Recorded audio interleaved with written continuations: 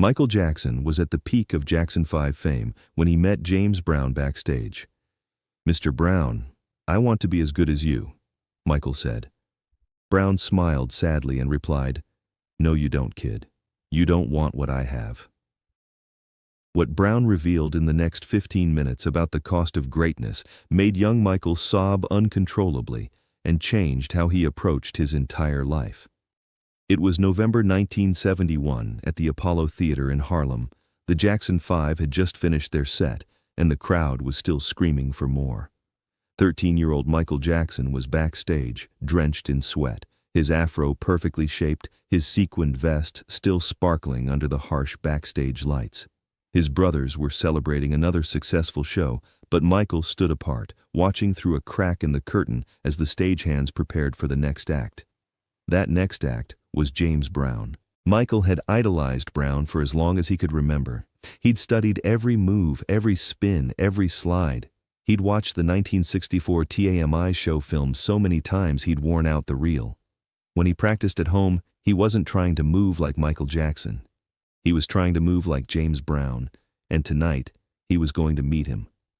Michael's road manager had arranged it, 5 minutes backstage before Brown's set. Just a quick hello, maybe an autograph. But Michael had bigger plans. He wanted advice. He wanted secrets. He wanted James Brown to tell him how to become a legend. When the knock came on Brown's dressing room door, Michael's hands were shaking. His brother Jermaine had to give him a gentle push forward. "Go on," Jermaine said. "It's just 5 minutes." Michael knocked. A voice from inside called, "Come in." Michael opened the door to find James Brown sitting in front of a mirror, already in his performance outfit. Brown was 38 years old, at the absolute peak of his powers. He looked at Michael's reflection in the mirror and smiled. "The young prince," Brown said, turning around. "Michael Jackson, I watched your show tonight from the wings. You were incredible." Michael felt like his heart might explode.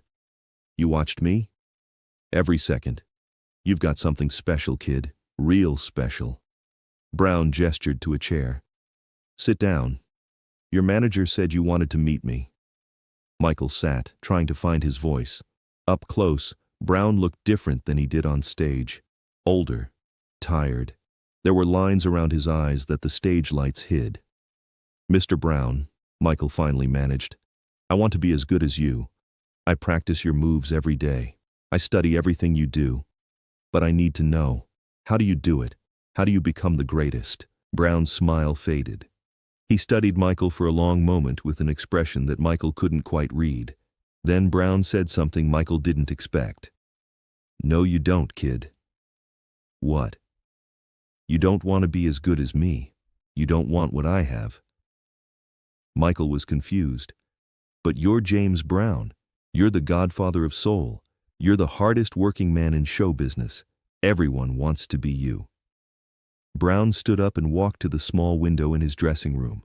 Outside, they could hear the crowd starting to chant his name.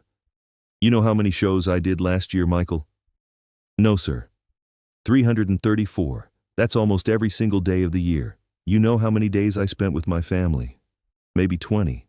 Maybe. My kids are growing up, and I'm missing it because I'm on a stage somewhere making strangers happy." Michael sat very still, not sure what to say. "You asked me how to become the greatest," Brown continued. "You want to know the secret? The secret is sacrifice. Not the pretty kind of sacrifice that people write songs about. The real kind. The kind where you give up everything. Your childhood, your privacy, your peace, your relationships, sometimes even your sanity, all for the applause of people who will forget you the moment someone younger and flashier comes along." Brown turned to face Michael. "How old are you, kid?" 13. 13. You know what I was doing at 13? I was shining shoes on the street trying to help my mama pay rent. I didn't have a childhood because I was too busy trying to survive. And you know what?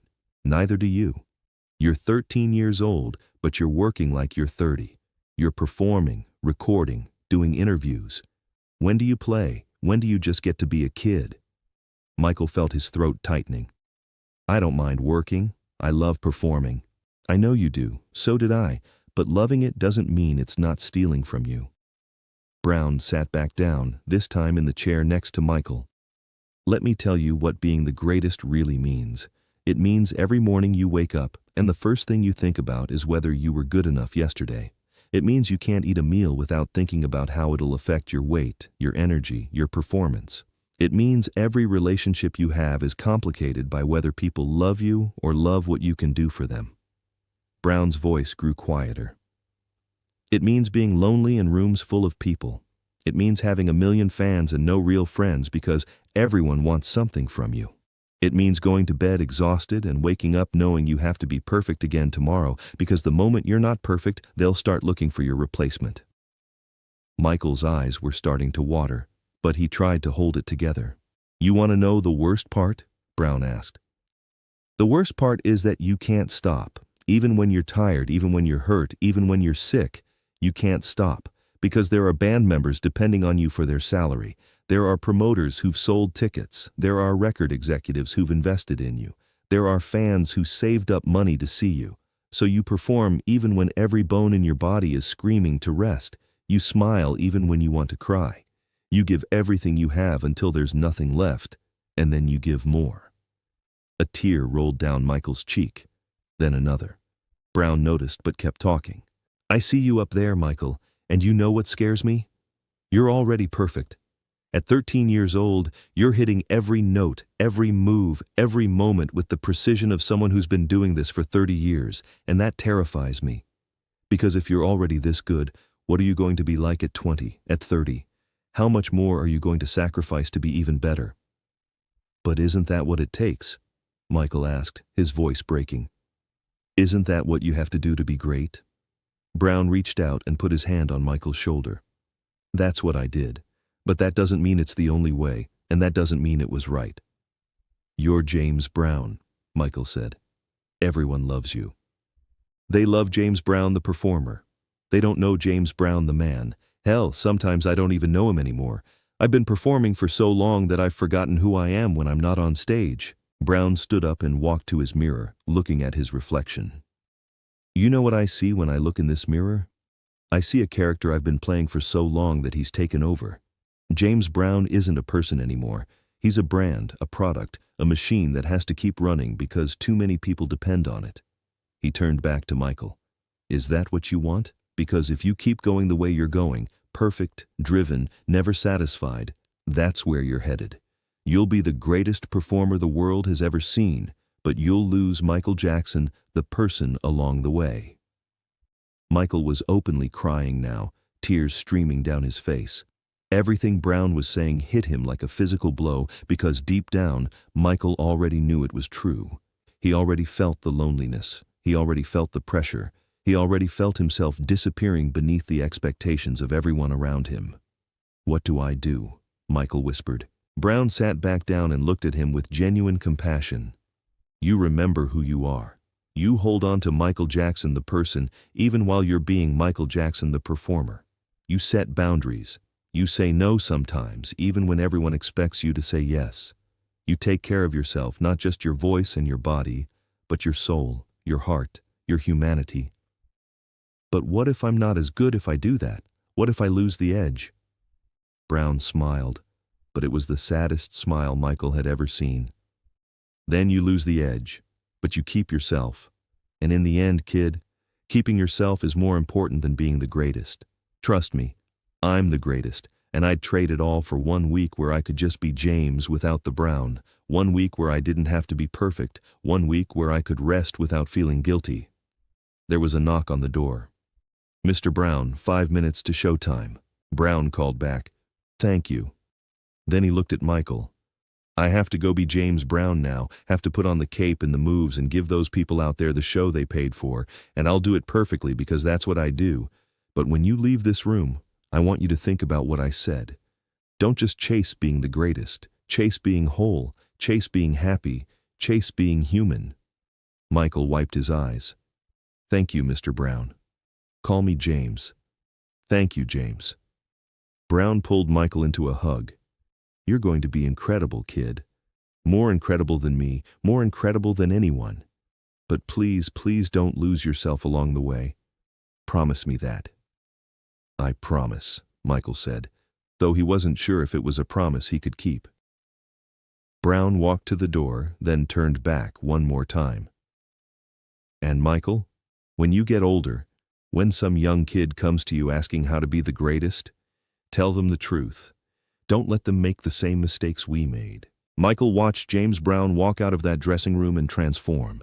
The tired, sad man he'd been talking to disappeared, and James Brown, the godfather of soul, took his place. Brown hit that stage with explosive energy, and for the next 90 minutes, he gave the performance of a lifetime. But Michael wasn't watching the performance. He was sitting in the dressing room, thinking about everything Brown had told him. He thought about it on the bus ride back to the hotel. He thought about it in bed that night. He thought about it for years. And as Michael Jackson grew older and became first a superstar, then a phenomenon, then arguably the greatest entertainer who ever lived, he remembered that conversation. He remembered Brown's warning about losing yourself. He tried to hold on to who he was, even as the machine of fame tried to consume him. Sometimes he succeeded. Sometimes he failed. The pressure to be perfect, to be the greatest, was enormous. But in his quieter moments, in interviews, in conversations with friends, Michael would reference that night. He'd talk about the cost of greatness, about the importance of protecting your humanity, about the danger of becoming a product instead of a person. When James Brown died in 2006, Michael Jackson was one of the first people to release a statement. It read, "When I was 13 years old, James Brown taught me that being the greatest performer in the world means nothing if you lose yourself along the way. He showed me both what to chase and what to protect. He gave me a gift that night. The gift of knowing that it's okay to be human even when everyone expects you to be superhuman." At Brown's funeral, Michael was asked to speak. He stood at the podium, looked out at the crowd, and told the story of that night in 1971. "James Brown was the greatest performer I ever saw," Michael said. "But that's not why I loved him. I loved him because when I was just a kid, drowning in fame and expectations, he took the time to tell me the truth. He didn't give me the glamorous version of success. He showed me the real cost, and by doing that he tried to save me from some of the pain he'd experienced." Michael paused, his voice thick with emotion. "I don't know if I listened well enough.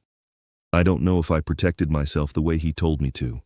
But I know that every time I felt lost, every time I felt like I was disappearing beneath the expectations, I thought about what James told me in that dressing room. And it helped." The lesson from that November night in 1971 wasn't about dance moves or vocal techniques or stage presence. It was about something far more important. The understanding that greatness comes at a cost, and you have to decide if you're willing to pay it. That talent is a gift, but it can also be a burden. That being perfect for everyone else can mean losing yourself. James Brown gave young Michael Jackson the one thing most mentors don't: brutal honesty about the price of the dream. He didn't tell Michael he could have it all. He told him he'd have to choose. And by being honest about his own struggles, his own loneliness, his own sacrifice, Brown gave Michael the chance to go into greatness with his eyes open. Not every legend gets that gift. Not every prodigy hears the truth before it's too late. Michael Jackson did, thanks to a tired, lonely man in a dressing room who cared enough to tell a 13-year-old kid that being the greatest isn't always worth what it costs. If this story of mentorship, brutal honesty, and the real price of greatness moved you, share it with someone who needs to hear that it's okay to choose yourself over perfection. Subscribe for more true stories about the wisdom passed between legends, and hit that notification bell, because sometimes the most important lessons aren't about how to succeed. They're about what success will cost you.